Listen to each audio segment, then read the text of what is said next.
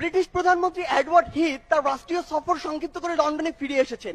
বিকেল 5টায় 10 নম্বর ডাউনিং স্ট্রিটে বঙ্গবন্ধুর সাথে বৈঠক শেষে বঙ্গবন্ধু যখন তার গাড়িতে উঠবেন, ব্রিটিশ প্রধানমন্ত্রী নিজে সে গাড়ির দরজা খুলে দিলেন। প্রথার বিরুদ্ধে তিনি কেন এই কাজ করলেন, সাংবাদিকদের প্রশ্নে তিনি উত্তরে বলেছিলেন, আমি জানি আমি কাকে সম্মান জানিয়েছি, আমি জানি কাকে কতটুকু সম্মান জানাতে হয়। তিনি কোনো সাধারণ মানুষ নন, তিনি একটি জাতিকে মুক্তিদাতা, এক মহান বীর। তাকে সম্মান জানাতে পেরে বরং আমরা সম্মানিত। একবার ভাবুন তো, যে ব্রিটিশরা আমাদের 200 বছর শাসন ও শোষণ করেছে, সেই ব্রিটিশ প্রধানমন্ত্রী যখন আমার নেতাকে নিয়ে এই সৌজন্যতা দেখায়, এই কথা বলে, তখন আমার বুকটা কতটা প্রশস্ত হয়। আমার বঙ্গবন্ধু আমাকে শেখায় ন্যায্যতা, ধর্মনিরপেক্ষতা, আপোষহীনতা আর সাহসিকতা। তিনি বলেছিলেন, যদি কেউ ন্যায্য কথা বলে আর সংখ্যায় যদি সে একজন হয়, আমরা তার কথা মেনে নেব। আমার বঙ্গবন্ধু বলেছিলেন, এই বাংলাদেশ হবে ধর্মনিরপেক্ষ দেশ, যেখানে ধর্ম নিয়ে কোনো ব্যবসা করা চলবে না।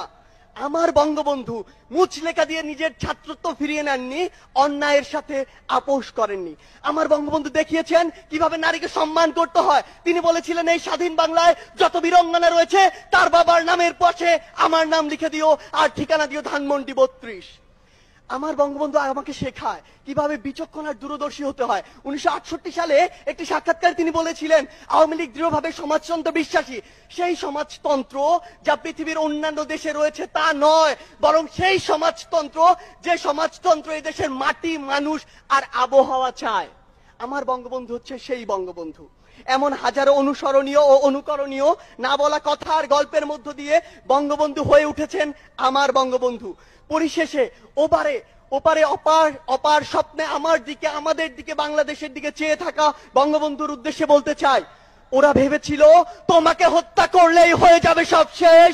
ভাবেনি ওরা বঙ্গবন্ধু মানেই বাংলাদেশ। হ্যাঁ, আমার বঙ্গবন্ধু মানে বাংলাদেশ।